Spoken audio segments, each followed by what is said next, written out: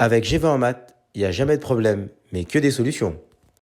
Bonjour à tous, on se retrouve aujourd'hui pour corriger ensemble le sujet du brevet Amérique du Nord qui est tombé le 3 juin 2022. Donc nous allons corriger l'ensemble des exercices. On va commencer par le premier exercice. C'est un exercice de géométrie avec plusieurs questions. Tout d'abord, lorsque vous avez un exercice de géométrie, la première chose qu'on va vous demander de faire et qui est impératif, c'est de prendre les informations de l'énoncé et de coder la figure. Donc ici, va apparaître la figure codée. On nous donne comme information bien, que MH est égal à 5 cm.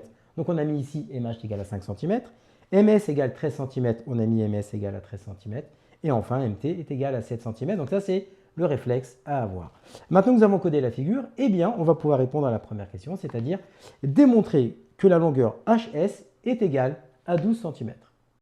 On souhaite ici calculer la longueur HS. Pour cela, on rappelle qu'il existe plusieurs manières pour déterminer des longueurs dans un triangle. La première, c'est soit le théorème de Pythagore, soit le théorème de Thalès, ou alors la trigonométrie. Ici, on observe, d'après la figure, que nous avons un triangle rectangle ici en H, et on connaît deux longueurs sur 3. Eh bien, on va pouvoir appliquer ici le théorème de Pythagore. Soit le triangle MHS rectangle en H, et donc là, il faut indiquer d'après le théorème de Pythagore, parce que nous avons un triangle qui est rectangle, donc d'après le théorème de Pythagore, on a, et là c'est important de mettre l'égalité de Pythagore, c'est-à-dire l'hypoténuse au carré, donc ici c'est MS au carré, égale à la somme des carrés des deux autres côtés, donc ici égale à MH au carré plus HS au carré. C'est impératif de mettre cette égalité. Ensuite, une fois que nous avons fait ça, on va remplacer par les valeurs. On connaît MS et on connaît MH, d'après le graphique ici. Et donc, ça nous donne 13 au carré égale 5 au carré plus HS au carré. On applique les calculs, c'est-à-dire 13 au carré, c'est 169, 5 au carré, c'est 25, plus HS au carré. Et là, l'objectif, c'est de trouver HS au carré, donc on va l'isoler. Et donc, lorsqu'on isole HS au carré, c'est parce que c'est le côté que nous voulons, c'est HS, on n'oublie pas toujours de faire le grand côté, la grande valeur moins la petite valeur. Donc ici, c'est 169 moins 25. Donc ça nous donne ici 144. On sait que, comme HS au carré est égal à 144, HS va être égal à la racine carrée de 144. Et on trouvera bien ici les 12 cm demandés dans l'énoncé. On passe maintenant à la question suivante. Pour cette deuxième question, on souhaite calculer la longueur AT. On démarre toujours avec le même raisonnement. On a trois outils possibles pour calculer une longueur. La première, on rappelle que c'est Pythagore. Mais si on regarde notre configuration, dans le triangle MTA que vous avez ici, on a bien un triangle rectangle, mais on n'a qu'une seule mesure. Donc ici, Pythagore n'est pas possible. Si on veut appliquer la trigonométrie, disons, on a un côté, mais on n'a pas d'angle. Ok, on a un angle droit, l'angle T, mais on n'a pas d'autre angle. Donc on n'a pas assez d'informations pour appliquer également la trigonométrie. Donc il ne reste plus qu'à utiliser le théorème de Thalès. Et là, on est dans une configuration en papillon. Donc ça nous rappelle un peu le théorème de Thalès. Mais pour utiliser le théorème de Thalès, il y a deux points importants à étudier. La première, c'est d'avoir des points qui sont alignés dans le même ordre. Donc ici, dans l'énoncé, on nous le dit. MAS et MTH le sont bien. Il nous faut ensuite des droites parallèles. Et lorsqu'on regarde l'énoncé, on n'a pas cette information, donc il va falloir le démontrer. Et là, on va appliquer le rappel qui est le suivant. Nous avons la droite HS qui est perpendiculaire à la droite HT. D'accord? Donc d'après le graphique. Donc HS est perpendiculaire à la droite HT. AT est perpendiculaire à la droite HT. Si deux droites sont perpendiculaires à une même droite, alors elles sont parallèles. Donc à travers cette propriété, on vient de justifier, de démontrer que HS et AT sont deux droites parallèles. Là, on a toutes les informations requises pour appliquer le théorème de Thalès et on vous a fait la rédaction. Donc ça démarre comme suit. Les points H, M et T sont alignés dans le même ordre que les points S, M, A. Les droites HS et AT sont parallèles, on l'a démontré juste précédemment. D'après le théorème de Thalès, on a, d'après le graphique, MH sur MT égale MS sur MA égale HS sur AT. Ensuite, on va remplacer les mesures. Donc MH vaut 5, MT vaut 7, ça nous fait 5 sur 7, égale MS 13, donc 13 sur MA, parce que MA ici n'est pas connu, égale HS 12 sur AT, et c'est AT que l'on cherche à démontrer. Eh bien, lorsque nous avons cette égalité de fractions, on va pouvoir dire eh bien, que 5 sur 7 est égal à 12 sur AT. C'est ce que nous avons mis ici. Et pour déterminer la mesure AT, on applique maintenant la règle produit en croix. Et donc ici, ça va nous faire AT égale 7 fois 12 divisé par 5. 7 fois 12 divisé par 5. Et à la calculatrice, on trouve 16,8 cm. C'était la question numéro 2. On passe à la question suivante. Pour cette troisième question, on souhaite déterminer la mesure de l'angle HMS. Lorsqu'on vous demande de déterminer une mesure, nous devons faire référence à la trigonométrie. Et donc en fait, ici, on rappelle pour la trigonométrie que le sinus, c'est l'opposé sur l'hypoténuse, cosinus adjacent sur hypoténuse, tangente opposée sur adjacent, donc un moyen mnémotechnique, SOHCAHTOA. Donc en fait, ici, dans notre triangle, ici, MHS rectangle en H, ça c'est important de l'avoir parce que si vous voulez utiliser de la trigonométrie, on doit avoir absolument un triangle rectangle. Ici, c'est le cas dans le triangle MHS rectangle en H. Ensuite, dans ce triangle-là, la particularité, c'est que nous connaissons les trois mesures. Et donc, on va pouvoir appliquer eh bien, les trois possibilités, soit sinus, soit cosinus, soit tangente. Cependant, nous, ce que nous allons faire ensemble, eh bien, c'est d'utiliser les données qui ont été mises dans l'énoncé dès le début. C'est-à-dire, on connaît HM et on connaît MS. C'est-à-dire, en fait, elles sont données par l'énoncé. Eh bien, nous allons utiliser les valeurs données par l'énoncé et non pas la valeur que nous avons déterminée à la question numéro 1. On peut le faire, mais par expérience, imaginez que vous ayez fait une erreur à la question numéro 1 et que vous utilisiez eh bien, la mesure HS qui n'était pas donnée. Eh bien là, vous allez vous trouver une valeur qui va être différente de ce que nous attendons. Donc ici, on retient la règle. On doit appliquer la trigonométrie parce qu'on a un angle à chercher.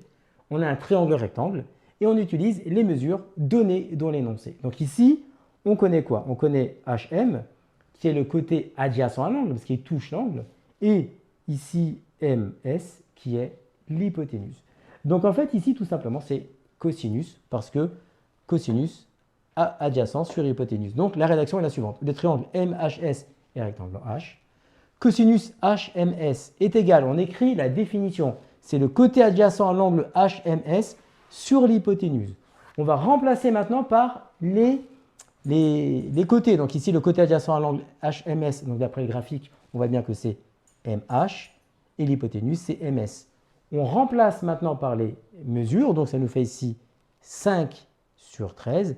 Et là maintenant, on va utiliser la calculatrice. Soit vous avez la fonctionnalité arc-cos ou cosinus moins 1. Donc lorsque vous tapez arc-cos entre parenthèses de 5 sur 13 ou cosinus moins 1 de ici 5 sur 13, on obtient 67,38 degrés.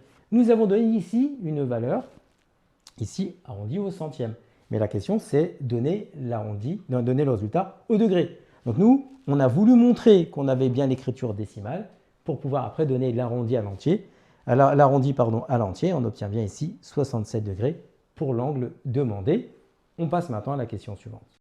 Pour cette quatrième question, on va utiliser les transformations géométriques vues au collège.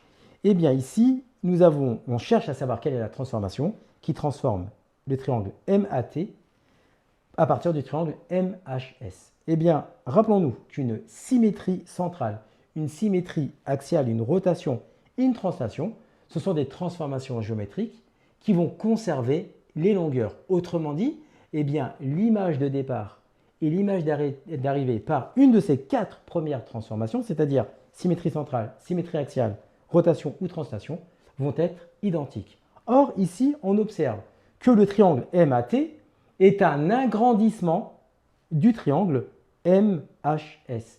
Et seule l'homothétie permet ce type de transformation. Donc la réponse, c'est une homothétie.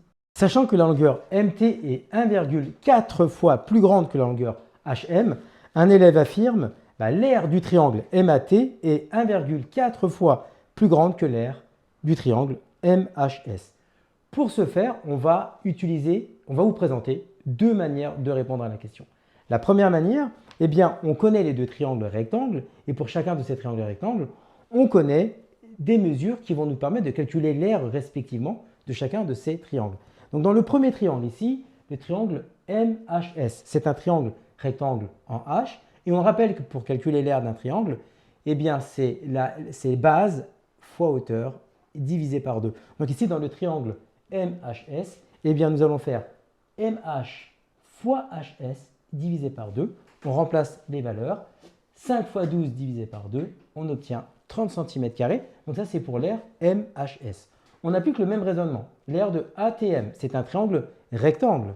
Eh bien, c'est base fois hauteur divisé par 2, ce qui nous donne ici eh bien, AT fois TM divisé par 2, c'est-à-dire 16,8 fois 7 divisé par 2, et on obtient 58,8 cm². Nous connaissons l'aire de MHS et l'aire de ATM. Eh bien, pour savoir quel est le coefficient qui nous permet de passer de 30 cm² à 58,8 cm², eh bien, il faut faire le rapport de l'aire du plus grand triangle sur l'aire du plus petit triangle. Donc, ça nous fait 58,8 divisé par 30. Et on obtient ici 1,96. Et si vous vérifiez à la calculatrice le fait de faire 30 fois 1,96, on obtient 58,8 cm². Et donc ici, le coefficient qu'il faut, c'est 1,96 et ce n'est pas égal à 1,4. Donc ici, l'affirmation est fausse. Donc ça, c'est la première méthode parce que nous sommes partis ici par le fait de calculer les aires des triangles. Pour la deuxième méthode, lorsque les dimensions d'une figure sont multipliées par un nombre positif k, nous obtenons une nouvelle figure dont l'aire est multipliée par k au carré. Donc ici, on nous rappelle qu'on cherche à voir est-ce que l'aire du triangle MAT est 1,4 fois plus grande que l'aire du triangle MHS. Mais on avait indiqué au départ que la longueur MT est 1,4 fois plus grande que la longueur HM. Et donc ici, ça signifie quoi? Que le rapport que nous avons, c'est le K. Ici, le K, c'est 1,4. Donc autrement dit, l'aire de AMT eh bien, va être égale à l'aire de HMS fois le K au carré, mais notre K ici c'était 1,4, donc c'est fois 1,4 au carré. Donc il va falloir multiplier par 1,4 au carré, ce qui va nous donner en fait ici 1,96. Et ça signifie que l'aire du triangle MAT est dans la réalité 1,96 fois plus grande que l'aire du triangle MHS. Et donc l'affirmation est fausse, bien entendu. Et le 1,96, vous voyez bien, c'est ce que nous avions obtenu ici lorsqu'on avait fait le rapport de l'aire du plus grand triangle sur l'aire du plus petit triangle. Deuxième exercice, ici, il s'agit d'un QCM avec 5 questions. On va répondre question par question. Donc, on démarre avec la question numéro 1. Ici, c'est une question de probabilité. On lance un dé équilibré à 20 faces numérotées de 1 à 20. La probabilité pour que le numéro tiré soit inférieur ou égal à 5 est, nous avons 4 choix possibles. On rappelle que pour une probabilité, eh bien c'est un quotient et c'est le nombre de cas favorables sur le nombre de cas possibles. Et donc en fait ici, nous avons un dé avec 20 faces. C'est d'ailleurs en fait que nous avons 20 possibilités. Donc la probabilité, on va l'appeler P2A pour nous, eh bien on sait que ça va être divisé par 20, que c'est le nombre de cas possibles. Au-dessus, donc au numérateur, c'est le nombre de cas favorables. Et donc ici, on veut la probabilité que le numéro tiré soit inférieur ou égal à 5. Eh bien, soit on tire le 1, soit on tire le 2, soit on tire le 3, soit on tire le 4, soit on tire le 5. Donc on a 5 possibilités. Donc il y a 5 cas favorables, donc ça fait 5 sur 20. Et lorsqu'on regarde les propositions de données, on n'a pas la réponse. Et donc ça veut dire quoi? C'est-à-dire qu'il va falloir simplifier le 5 sur 20. Et si on simplifie 5 sur 20, on obtiendra est égal à 1 quart. Et donc ici, la bonne réponse, c'est la réponse B. On l'écrit pour vous, réponse B. Pour cette deuxième question, une boisson est composée de sirop et d'eau dans la proportion d'un volume de sirop pour 7 volumes d'eau, c'est-à-dire dans le ratio 1 pour 7. La quantité d'eau nécessaire pour préparer 560 ml de cette boisson est, et nous avons 4 réponses possibles. Très rapidement, on peut voir que, eh bien, si on testait dans la réalité chez vous, lorsque vous mettez un petit peu de sirop dans un verre, vous mettez un petit peu de sirop, comme j'ai dit, et beaucoup plus d'eau. Ce qui veut dire que déjà, par définition, la réponse A et la réponse B, on ne va pas pouvoir les retenir. Si on voulait réfléchir par élimination. Donc, c'est soit la C ou la D. Et maintenant, on va la démontrer. Donc, très rapidement, on reprend l'énoncé. Eh bien, le ratio 1 volume de sirop pour 7 volumes d'eau. Donc, c'est-à-dire que le total de la boisson va correspondre à 8 volumes. D'accord? Donc, un volume de sirop pour 7 volumes d'eau, c'est ce qu'on a mis dans le ratio. Eh bien, l'eau représente 7 volumes sur un total de 1 plus 7 volumes, c'est-à-dire sur 8 volumes. 560 millilitres de boisson correspondent ici à 8 volumes. Et la question qu'on va se poser, c'est quelle est la quantité de boisson qui va correspondre à un volume. On a 560 millilitres qui correspondent à 8 volumes. Si on veut pour un volume, eh bien, il nous suffit de diviser 560 par 8 et on trouve 70 millilitres. Et attention, les 70 millilitres ici correspondent à un volume. Et donc, ce n'est pas la réponse A. D'accord? Ça, c'est pour un seul volume. Or, on n'oublie pas, on a dit tout à l'heure que l'eau, ça représente 7 volumes sur un total de 8 volumes. Eh bien, comme l'eau représente 7 volumes, eh bien, ici, on a un volume et l'eau, ça représente 7 volumes. On va faire 70 fois 7 et on obtient bien 490. Troisième question, la fonction linéaire f telle que f de 4/5 est égal à 1 et nous avons 4 choix possibles. Ici, dans l'énoncé, il y a une notion qui est très importante, c'est écrit fonction linéaire. Et là, nous avons le rappel, eh bien, les fonctions linéaires vont s'écrire de la manière suivante. F de x est égal à ax. Eh bien, cela signifie qu'obligatoirement la réponse A et la réponse D sont fausses. Donc, on ne peut pas garder ces réponses-là. Donc, on a deux possibilités. Est-ce que nous avons, eh bien, est-ce que c'est f de x est égal à 4/5 de x, la première possibilité, ou la deuxième qu'on va faire ici, est-ce que c'est f de x est égal à 5/4 de x? Eh bien, en fait, ici, on rappelle une chose. Dans l'énoncé, c'est quoi? C'est que nous avons f de 4/5 qui est égal à 1. Eh bien, cela signifie quoi? Cela signifie que, eh bien, si on prend on va tester en fait la réponse B et la réponse C. On va tester avec la réponse B. Eh bien, ici, on a f de 4/5 qui est égal à 1. Ça signifie quoi? On a remplacé ici le x par 4/5. On va remplacer ici le x par 4/5 et on va faire le calcul et on va voir si on obtient bien 1.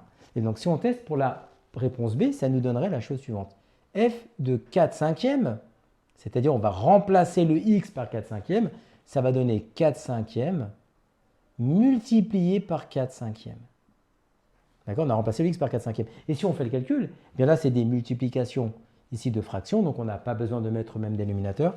Et donc ici, ça nous fait f de 4/5 égale à 16 sur 25. Et ça, c'est différent de 1. Ce qui veut dire qu'automatiquement, eh bien, la bonne réponse, c'est la réponse C. On va quand même le vérifier. C'est-à-dire qu'en fait, ici, on remplace le x par 4/5, ça nous donne f de 4/5 égale 5/4 multiplié par 4/5.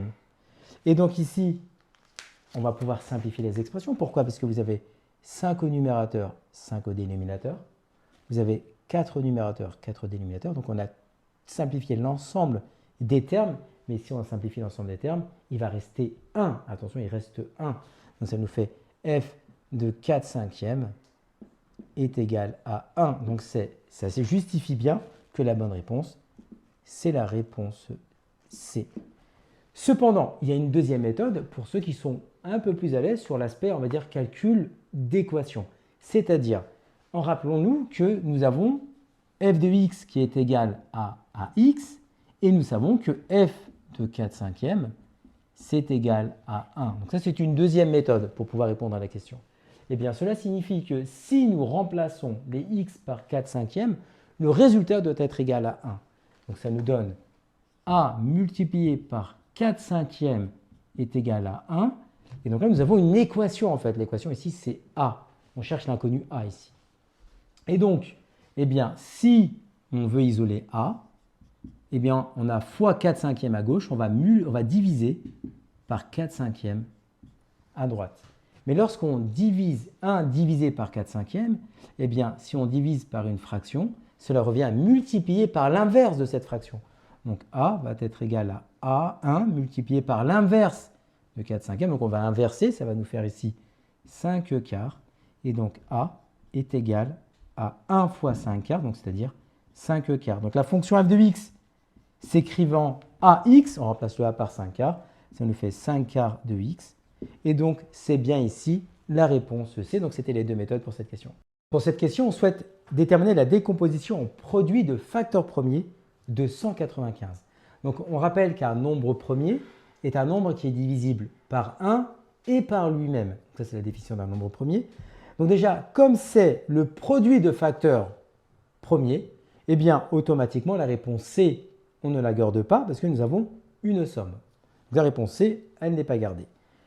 Pourquoi on ne va pas garder la réponse D? Eh bien la réponse D, c'est le produit de facteurs premiers, mais 65 n'est pas un nombre premier. Pourquoi? Parce que 65, finissant par 5, alors il est divisible par 5. Donc on ne garde pas la réponse D. On ne va pas garder également la réponse A. Tout simplement pourquoi? Parce que 5, c'est effectivement un nombre premier, bien entendu. Mais 39, eh bien 39, si on se rappelle les règles de divisibilité, eh bien si on additionne 9 plus 3, ça fait 12, et 12 est divisible par 3. Cela signifie que 39 est alors divisible par 3. Donc 39 n'est pas un nombre premier. Donc la réponse A est également rejetée. Il ne nous reste donc que la réponse B. Donc ça, c'est justifié. C'est suffisant pour pouvoir justifier que la réponse B est la bonne. Donc ça, c'est la première manière de voir. On peut maintenant faire une deuxième méthode, et c'est-à-dire de vouloir vraiment décomposer, comme on a vu en cours, le nombre 195. Donc ici, on a 195 que l'on souhaite décomposer en produit de facteurs premiers. Et donc ici, on va commencer dans l'ordre croissant des nombres premiers. Nous avons la liste qui est donnée ici. 195, c'est un nombre impair, donc on ne peut pas le diviser par 2. Donc maintenant, on va tester avec 3. 9 et 1, ça fait 10. 10 et 5, ça fait 15. 15 est divisible par 3. Cela signifie que 195 est lui-même divisible par 3. Donc c'est-à-dire 195 divisé par 3, on va obtenir 65. 65, on est d'accord, ce n'est pas un nombre pair, donc pas divisible par 2. On va essayer avec 3, mais 6 plus 5, ça donne 11. 11 n'est pas divisible par 3. Eh bien, dans la liste, on prend le nombre premier suivant, c'est 5. Eh bien, ça finit par 5. C'est divisible ici par 5. Donc, 65 divisé par 5, eh bien, ça nous donne 13. Et donc, 13, on le voit apparaître dans la liste de nos nombres premiers. 13 est un nombre premier.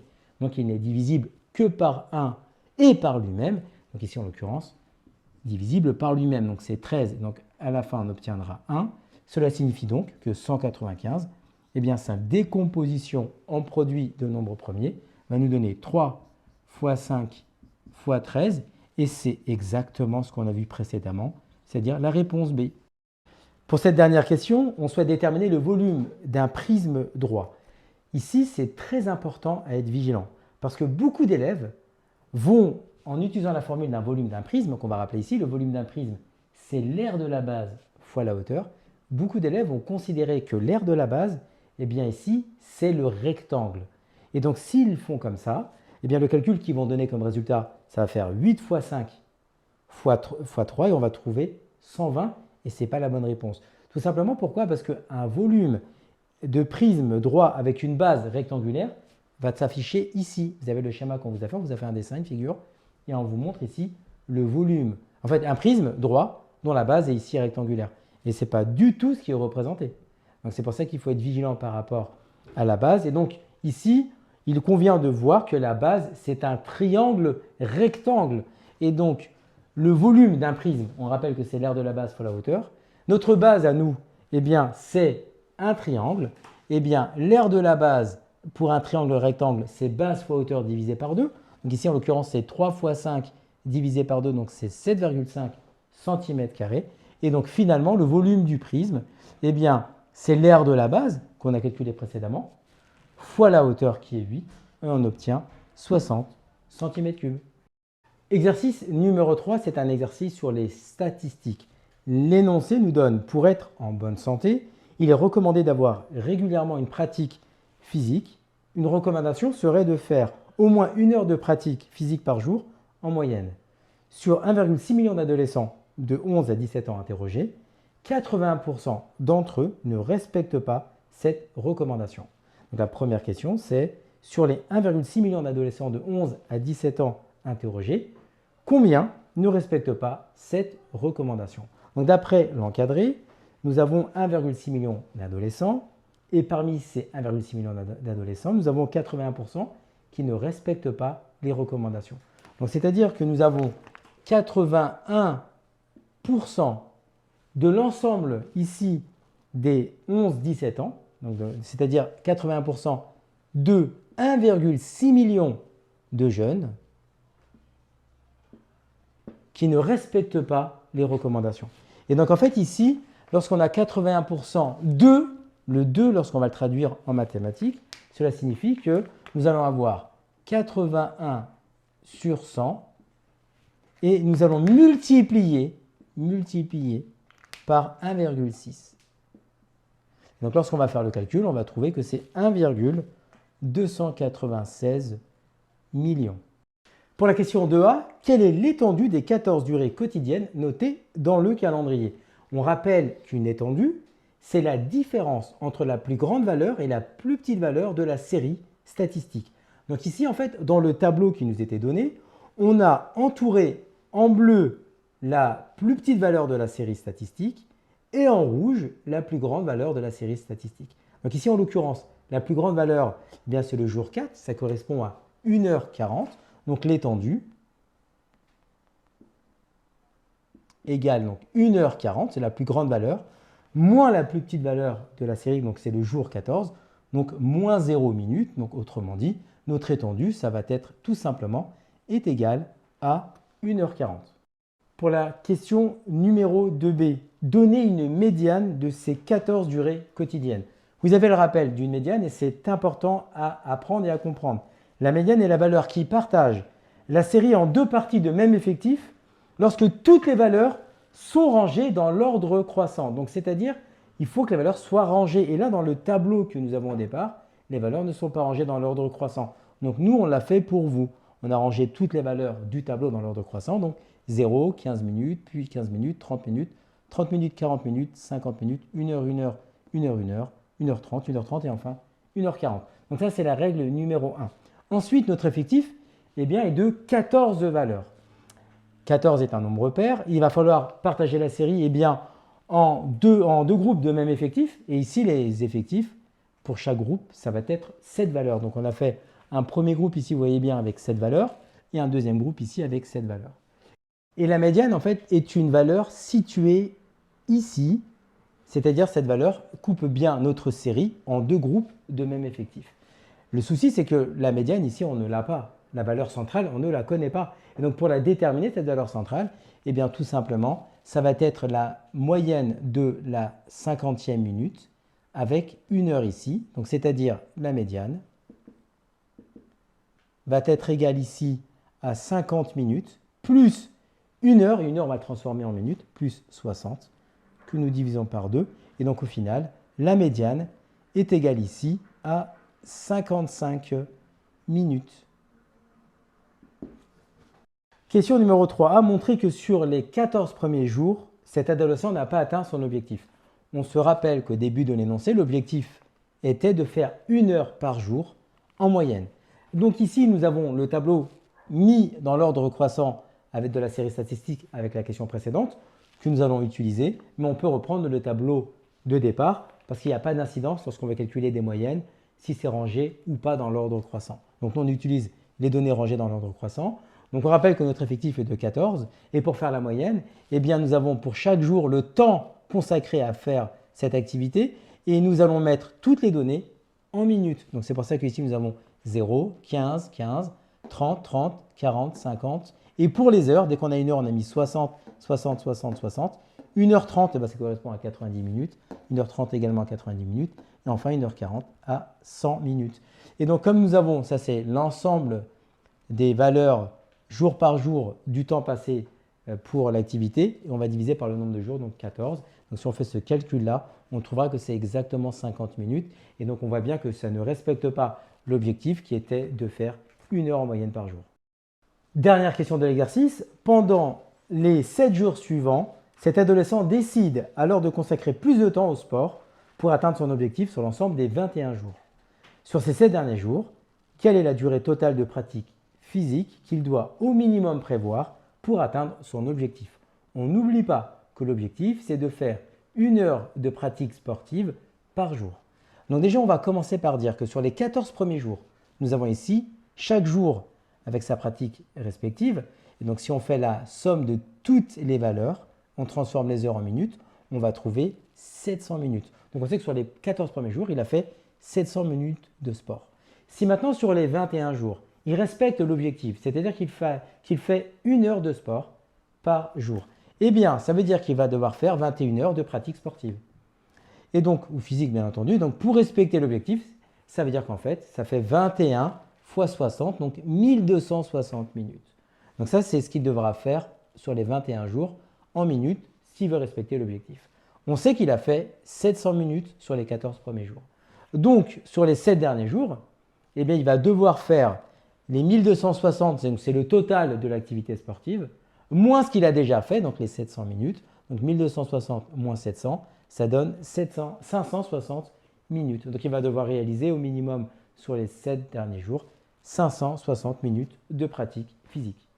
Pour cet exercice numéro 4, c'est une application du logiciel Scratch. On va lire ensemble l'énoncé. On a créé un jeu de hasard à l'aide d'un logiciel de programmation, donc ici en l'occurrence Scratch. Lorsqu'on appuie sur le drapeau, le lutin dessine 3 motifs côte à côte. Chaque motif est dessiné aléatoirement, soit c'est une croix, soit c'est un rectangle. Le joueur gagne si l'affichage obtenu comporte 3 motifs identiques.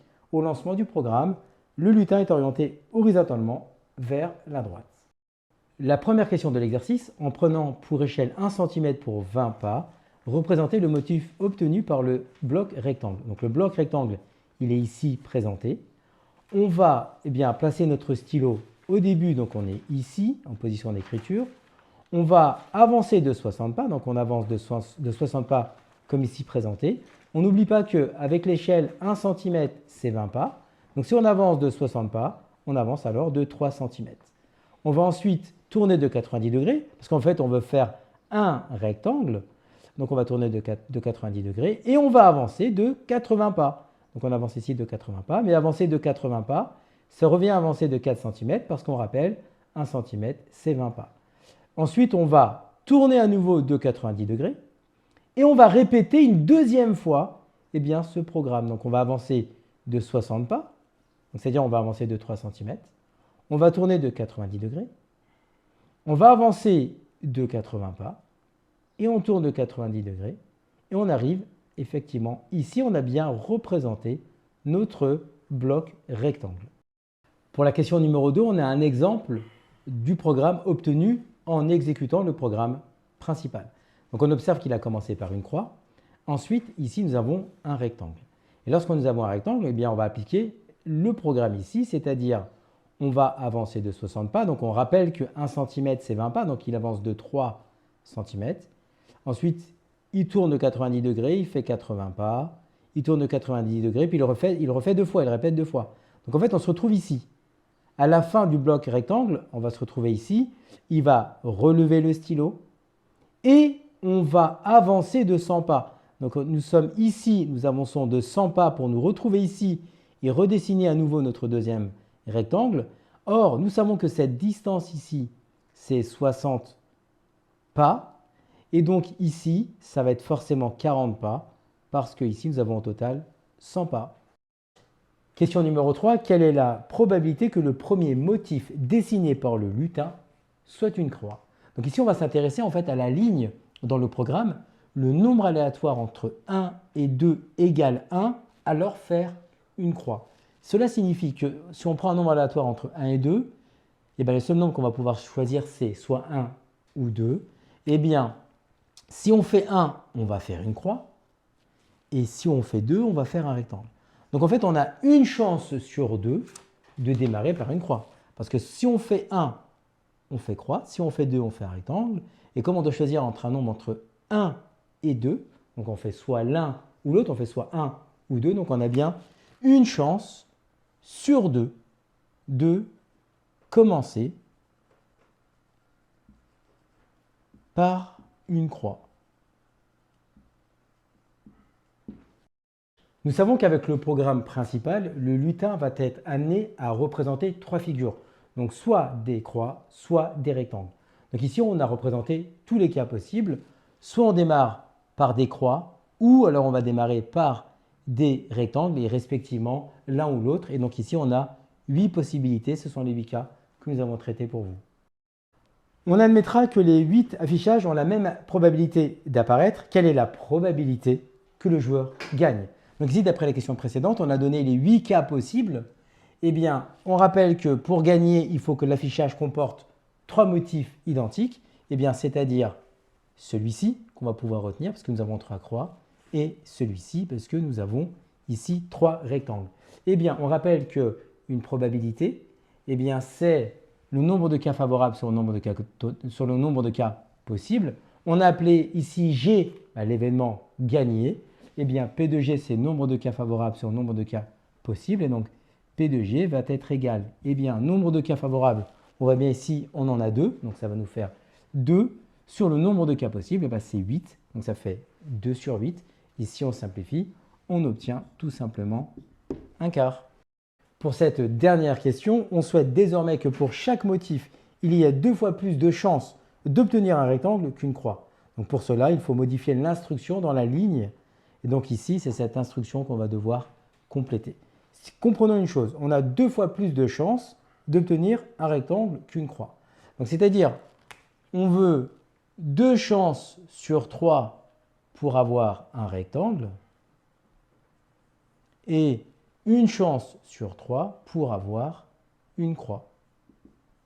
Si on additionne 2 tiers plus 1 tiers, eh bien ça fait bien 3 tiers, c'est-à-dire ça fait bien 1, ça fait tous les cas possibles. Et donc, on sait que si on prend un nombre aléatoire entre 1 et 3, et quand c'est égal à 1, ça veut dire quoi? C'est-à-dire que si on prend un nombre aléatoire entre 1 et 3, si on obtient 1, on va avoir une croix. Mais si on fait 2 ou si on fait 3, on aura un rectangle. Et donc dans cette situation-là, on voit bien que si on fait un nombre aléatoire entre 1 et 3, si on prend le 1, on a une croix, donc on a une chance sur 3. Si on fait 2, on a une chance sur 3 pour faire un rectangle. Si on fait 3, on aura un rectangle également, donc ça fait 2 chances sur 3 pour les rectangles et une chance sur 3 pour la croix. Donc c'est de cette manière qu'il faut compléter l'instruction demandée. Pour cet exercice, on va étudier un programme de calcul. Donc on va choisir un nombre au départ. Et le programme du calcul, c'est calculer le carré du nombre de départ, ajouter le nombre de départ et nombre obtenu à l'arrivée en finalité. Donc on va l'appliquer dans la partie A. Question numéro 1, donc ici c'est vérifier si le nombre de départ est 15, alors le nombre obtenu à l'arrivée est 240. Donc ici, le nombre choisi au départ. Donc pour être rigoureux, on va écrire nombre choisi au départ. Et bien ici, c'est 15. Donc on met 15. Ensuite, calculer le carré du nombre de départ. Donc calculer, on l'écrit, calculer le carré du nombre de départ. Donc ici, eh bien, ça veut dire que c'est 15 au carré, d'accord? Et 15 au carré, c'est 15 fois 15. Et on obtiendra, donc c'est 15 fois 15, bien sûr, et on va obtenir 225. Ensuite, c'est ajouter le nombre de départ. Donc, ajoutons maintenant, ajouter le nombre de départ. Mais ça veut dire qu'on va ajouter à 225 le nombre de départ. Donc, c'est 225 plus 15. Et on obtient bien ici 240. Pour cette question numéro 2, voici un tableau de valeurs réalisé à l'aide d'un tableur. Il donne les résultats obtenus par le programme de calcul en fonction de quelques valeurs du nombre choisi au départ. La question, c'est quelle formule a pu être saisie dans la cellule B2 afin d'être étirée vers le bas. Donc en fait, ici, on veut trouver l'expression que nous allons intégrer dans la cellule B2 pour avoir la valeur du programme. Et donc ici, on va commencer dans une cellule par mettre le égal. Ensuite, lorsqu'on applique le programme, il va falloir élever au carré le nombre choisi. Donc en fait, ici, le nombre par rapport à B2, le nombre choisi, c'est 0, mais on ne va pas mettre 0. On va mettre la cellule A2. C'est A2 que nous allons mettre ici.